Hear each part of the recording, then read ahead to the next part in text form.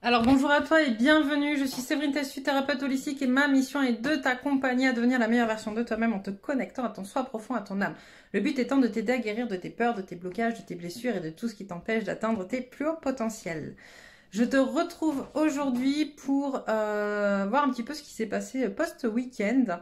Un week-end donc assez tourmenté avec des énergies, des fois ça va, des fois ça va pas, tu sais pas trop. En tout cas moi c'est un peu dans cet état-là que j'étais.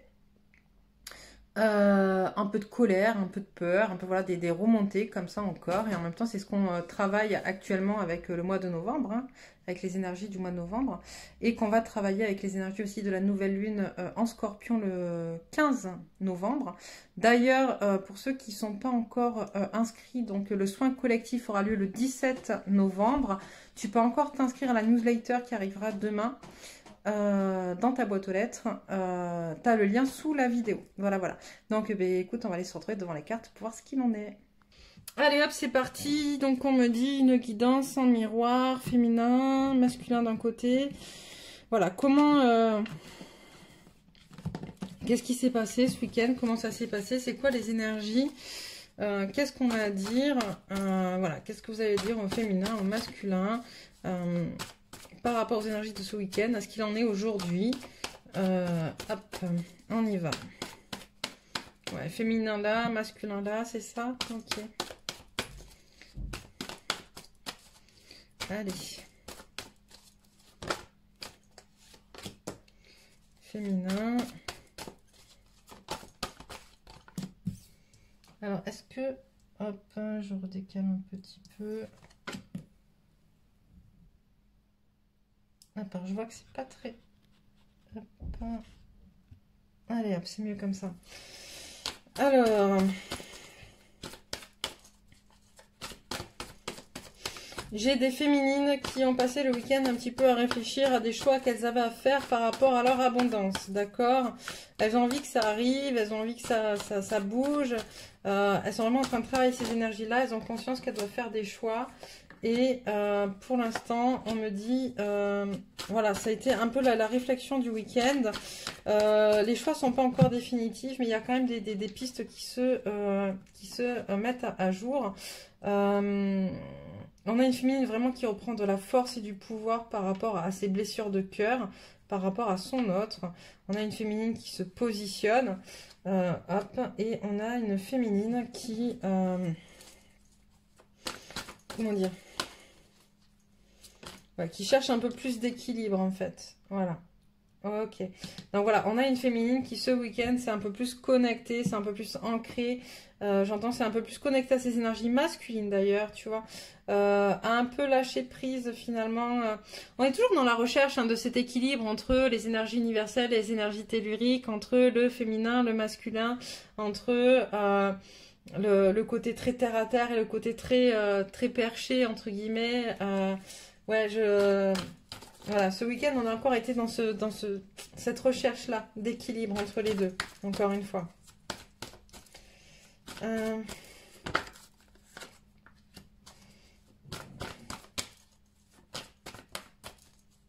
Alors.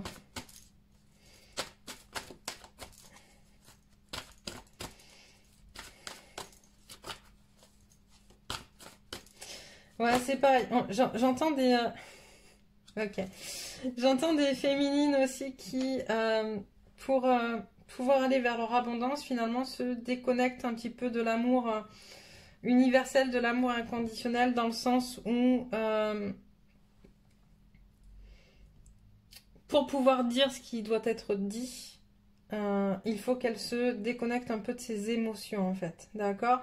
Il faut qu'elle soit en capacité, cette féminine, de pouvoir se poser au-dessus et ne plus vivre ses émotions de manière corporelle, tu vois, mais plus en disant ok, c'est une information, je me mets au-dessus, j'ai pris l'information et là maintenant je vais pouvoir te dire. Parce que sans ce détachement des émotions, on a une féminine qui n'est pas en capacité d'être ancrée et de dire les choses telles qu'elles sont. Et là, ce week-end, voilà, il y a vraiment cette notion de on se relie à l'abondance, on met en place des choses par rapport à son abondance, notamment le fait de se détacher un petit peu des émotions, de se détacher, de reprendre de la force. À côté de ça, on prend des décisions, mais on prend aussi des décisions par rapport au masculin, d'accord, par rapport aux blessures qu'on s'est infligées ou par rapport aux blessures qu'il nous a infligées. Mais en tout cas, quoi qu'il en soit, s'il nous a infligé des blessures, c'est qu'elles étaient déjà à l'intérieur de nous. Il n'a fait que les révéler. Et là, on a une féminine qui remet de l'ancrage et qui remet de l'action dans la matière et de la parole, de la communication vis-à-vis de son masculin. Ou si c'est pas de la communication orale, en tout cas, elle est prête à le faire et à dire les choses sans peur. Ou avec moins de peur, en tout cas. Le masculin.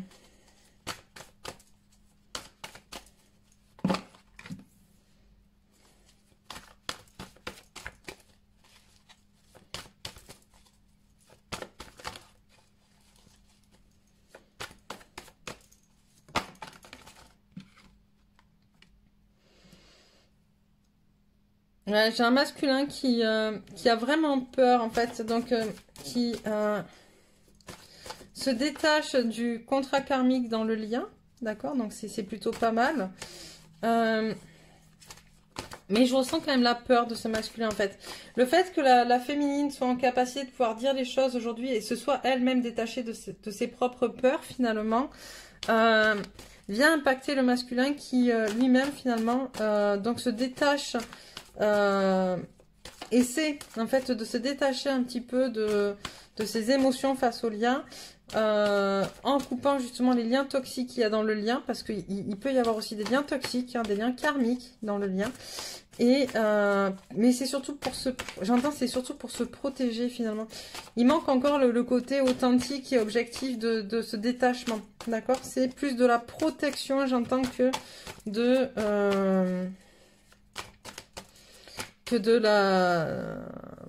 de l'objectivité, de l'authenticité, de ce qui devrait être dans le lien.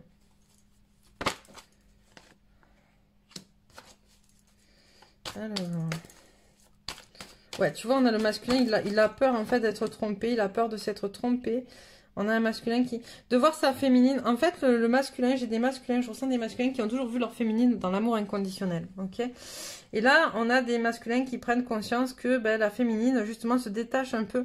Alors, c'est pas qu'elle s'en détache, mais qu'en tout cas, si jusqu'à présent, elle estimait que par amour inconditionnel pour son autre, elle devait tout accepter, tout subir, etc.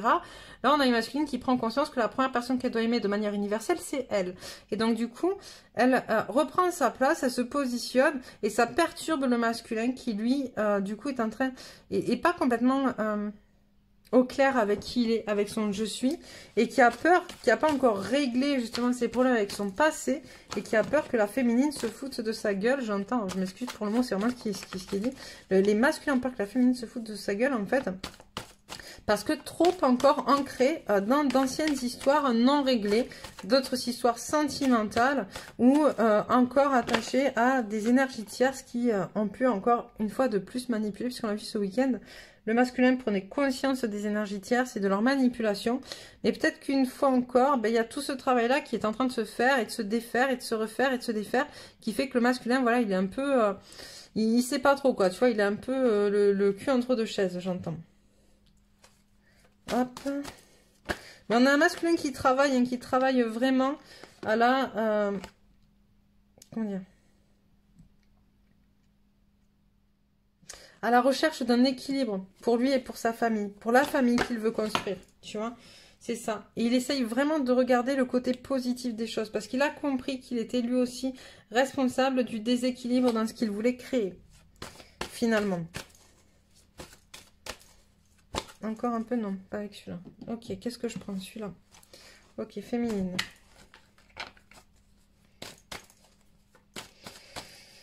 Moi, je sens vraiment, en fait, une féminine qui prend confiance, hein, qui prend conscience, qui avance, et c'est génial.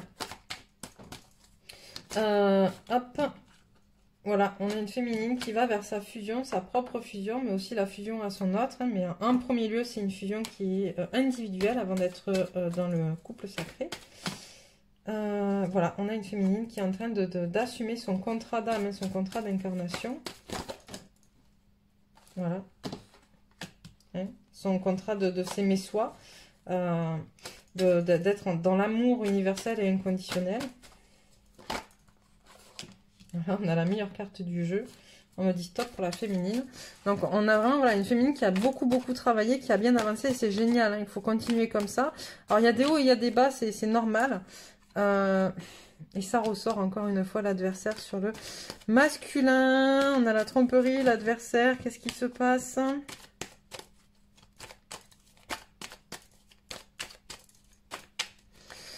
Qu'est-ce qui se passe pour le masculin?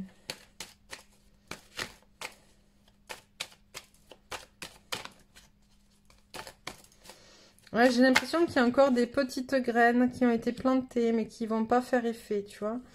Des petites graines qui ont tenté par-ci, par-là, des prises de conscience. On a un masculin qui... c'est difficile, hein, je ressens le côté... Oui, il y a un nouveau cycle dans lequel le masculin a pris conscience de ses énergies tierces et de ces gens qui lui voulaient du mal, on l'a déjà vu, et qui veulent du mal sans lui vouloir du mal. Hein, mais en tout cas, c'est souvent, ils veulent du mal aux autres parce qu'ils se veulent d'abord du bien à eux, en fait, finalement, à travers ça. Voilà. On a vraiment un masculin voilà, qui reprend connexion avec tout ça. Mais pour qui c'est difficile, cette ouverture, tu vois, voilà, la réception de ce message est compliquée. C'est vraiment ça. Pour qui ouvrir les yeux, ça reste quand même très difficile. Parce que ça fait mal, j'entends. Parce que ça amène beaucoup de questions. Comment j'ai pu me tromper autant? Voilà, tu vois. Comment j'ai pu me tromper autant? Comment j'ai pu laisser faire? Comment j'ai pu ne pas voir avant? Ok, donc on a un masculin qui essaye, qui veut reprendre son pouvoir, mais qui du coup, là, c'est plus trop, je sens, se positionner. On a vraiment quelqu'un qui tangue d'un pied sur l'autre, là, qui... Il a envie. Vous savez, c'est un peu comme... Comme quand à l'adolescence, quand les enfants se déconnectent. Alors, il y a une petite coupure, mais on va reprendre. Donc, je vous disais, ce masculin, je le sens un peu comme, vous savez, cette période d'adolescence où on essaie de se détacher des parents pour être. Et en même temps, c'est encore bien sécurisant d'être avec les parents. Voilà.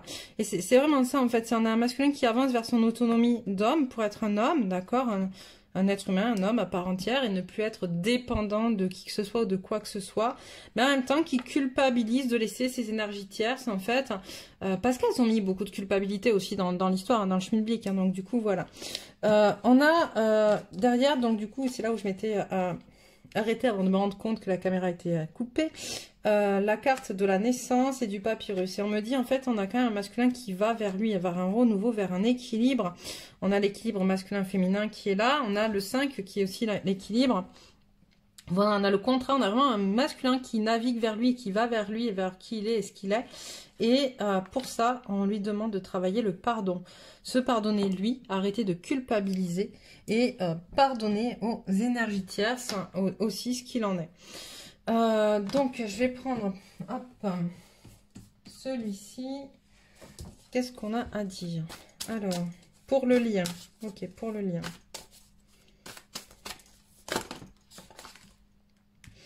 On a, vous êtes suffisamment bien. Il est temps d'agir. Ok. Donc, on appelle vraiment à une reconnexion. C'est bien de travailler sur soi, mais... prendre conscience justement que vous êtes ce qu'il y a de mieux en ce moment pour vous-même et pour votre autre de toute manière, et vous ne pourrez que faire de mieux en mieux en fait. Donc il est temps d'agir, il est temps peut-être de prendre un petit peu le taureau par les cornes, j'attends pour avancer. Équilibrer spiritualité et sens pratique. C'est vraiment cet équilibre dont je parlais tout à l'heure avec les féminines, ce côté, c'est encore un peu compliqué, se connecter aux énergies universelles et aux énergies telluriques, être dans un équilibre entre les deux, entre l'ancrage et le côté un peu perché, entre le féminin et le masculin, vous voyez. On vous dit équilibrer tout ça, c'est possible. Vous êtes là pour le faire dans la matière et le vivre dans la matière. Et surtout, en tant que travailleur de lumière, vous êtes là pour l'incarner dans la matière. Que devez-vous lâcher? Qu'est-ce qu'il y a encore comme peur à lâcher? Attention, l'énergie gagne de la vitesse, ça va de plus en plus vite. Donc, accrochez-vous et il va falloir y aller, en fait. Et la confiance est la clé du succès. Ok. Très bien. Je vais prendre une ou deux cartes. Non, pas celle-là d'abord. D'accord, ok, pas celle-là d'abord. Celle-là? Ok. Donc, pour le masculin, ok. Pareil pour la féminine.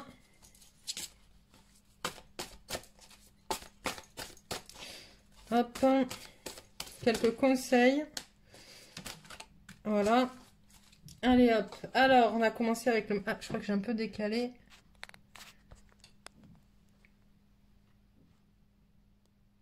Hop. Alors, pour le masculin, on a l'ancêtre de l'illusion et l'esprit de la famille. Ok. Donc là, on me renvoie vraiment à ta compréhension du fait que l'esprit de la famille, déjà la famille, avant d'être ta famille de sang, tu as une famille d'âme. Ok. Et c'est important peut-être de te connecter, de commencer à aller vers ta famille d'âme. L'ancêtre de l'illusion, c'est vraiment là aussi pour te montrer qu'il faut que tu ouvres les yeux. D'accord? Ouvre les yeux sur ce qui est. D'accord? C'est vraiment important. Pour la féminine, on a le vent du changement. Et si vous regardiez la situation sous un angle différent et la renaissance du phénix, tout changement confortable ou inconfortable amène à une nouvelle sagesse, un dépassement de soi. Ok, donc là, quelques cartes énergie conseil.